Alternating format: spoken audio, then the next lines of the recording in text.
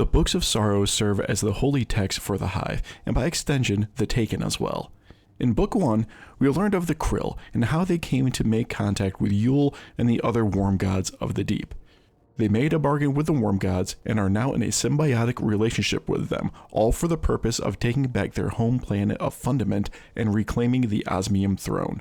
While this symbiotic relationship does give them immense power, the price is, of course, much higher than the sisters first anticipated. This is part 2 in a 5-part series, summarizing some Destiny lore within the context of what we know today.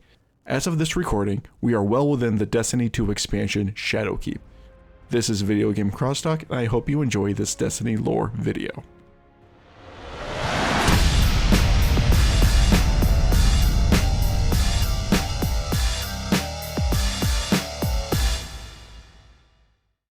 The sisters have made their bargain with the worm gods and anxiously await what comes next for them.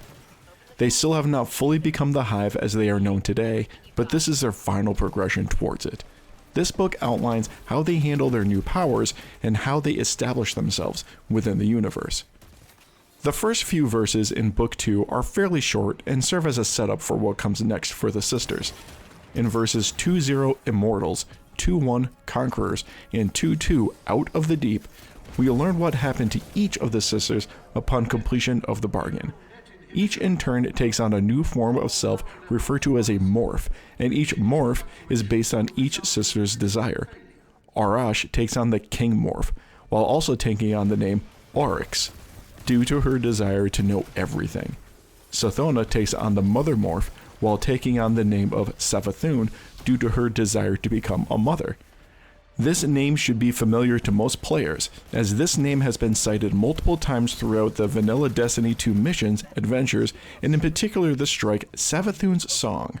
Finally, Zyro takes on the Night morph, while taking on the name Xivu Arath, due to her desire to constantly engage in combat.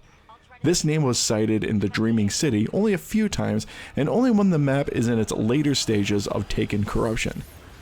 Later, Oryx will go into a second transformation into Oryx, the name we all know and love/fear, but that will come later. In verse 2-3 Into the Sky, the sisters and the worm gods finally break free from Fundament and their journey into vengeance truly begins. In verse 2-4, 52-1, we return to the world that the sisters previously left and are brought back into contact with the 52 moons of Fundament and Teox.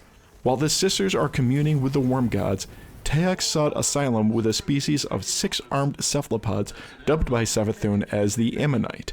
Teox will be mentioned a few more times before this series has concluded, so keep track of where she ends up. Additionally, we learn that there is another moon floating around Fundament, one that is of pure divinity, referred to as a traveler. Yes, it is believed that this is the same white orb hovering above the tower on Earth. What is odd about the traveler is that it is using its gravitational forces to bring the other 52 moons into alignment in order to bring about the syzygy.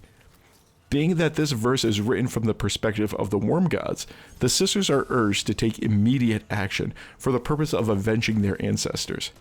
Eradicate the Ammonite, then deal with the cosmic parasite, the Traveler. Of course, the sisters' first attempt at all-out war ends in utter failure. In verse 2-5, Born as Prey, the sisters are ridiculed by the worm gods for being so weak and having been pushed back to the 6th moon. Clearly, they are not strong enough yet to take on the Ammonite in direct combat. They will have to fall back, regroup, and come up with a more strategic plan of attack. Verse 2-6, the Sword Logic, is where the basis of the Hive philosophy begins. Oryx begins his study of advanced tactics, and the worm gods discuss paracausal weaponry. The concept of paracausality is, from the best I can determine, a construct created by the writers at Bungie. The short version is this.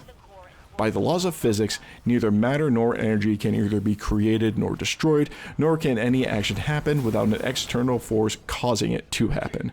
With paracausal weaponry, these concepts are either ignored or circumvented.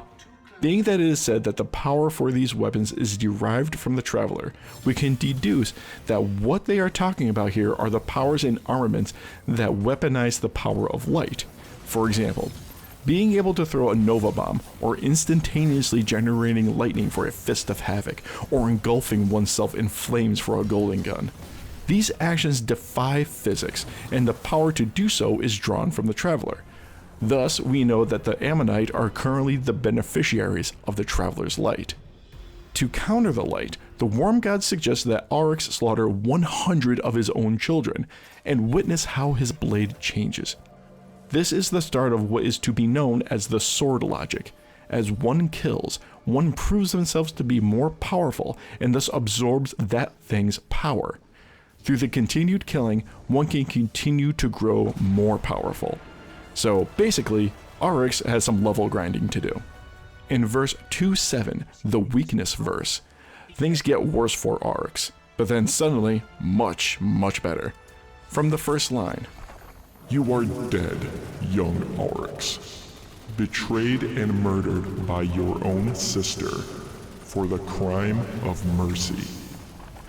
It would appear that Aurochs attempted a diplomatic approach with the Ammonite, but that's not how the sword logic works. It is in death and domination that the universe will build towards perfection. If a civilization is defeated, then it was not worthy of existence. If you are defeated, then you were not worthy.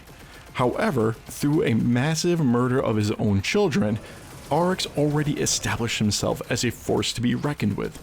Through this, Aurochs' spirit retreated into a Sixth Dimension, or Throne World. This would be the same plane of existence that we enter during the mission where we pursued the Mindbender and other missions within Forsaken. Here, Aurochs will regain strength and be allowed to take physical form again in the material plane. Through this, Aurochs and his sisters have attained a quasi-immortality, as their death will not be a true death, a permanent death, as long as it does not occur within their throne world. Also, it turns out that Teox wasn't on the moon that Savathun rendered neutral, so she's still out there. In verse 2:8, Leviathan rises. The Leviathan within Fundament stirs and breaks cover because of what is happening. It sees what has happened to the Krill and what is happening now between the sisters and the Ammonite. While the Leviathan gives more promises of peace and golden renewal, the Worm Gods use the same rebuttal as before. "Who gave you the power to free yourselves and attain immortality? Who answers you in plain truths rather than sermons?" Of course, this is to persuade the sisters to continue following the Worm Gods and fight back against the Leviathan and the Ammonite. In verse 2:9, Crusaders, the sisters establish themselves as the dominant force in the universe. The aftermath of their slaughter is outlined in the first paragraph. It is done. Ire and Yuul feed upon the Leviathan's carcass. Xivu Arath has made a temple of the Chroma Admiral's impaled corpse. Below us, Savathun's poisons stain the Ammonite home sea black. In this, the extermination of the Ammonite is complete. As per the sword logic, the Ammonite were unable to defend themselves, and thus were not worthy of occupying their space in the universe. Through the rest of this entry, the Worm Gods go on to explain, in various ways, that it is through the elimination of all that is weak that the universe will take on its final perfect shape. By creating life, the Traveler does the universe a disservice by creating more flawed existence, and therefore works against this concept. Therefore, it is the Traveler and its light that is evil, and the deep that should be worshipped and followed. Also, Teox is still alive somewhere, and the Worm Gods remind the sisters that they are oath-bound to hunt her down and kill her. And that concludes the second book within the Books of Sorrow.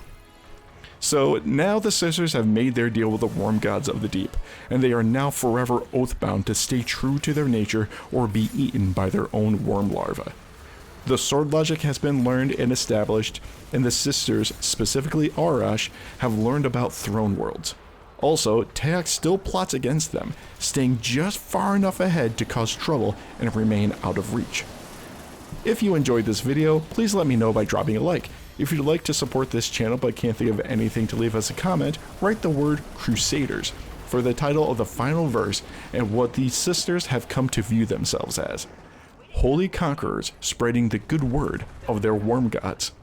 Also remember to subscribe if you want to hear more lore explained in this fashion and keep up to date with my regular podcast, Videogame Crosstalk, the monthly podcast of gamers talking tech, science, and whatever else comes to mind. Until then, I'll see you in the tower.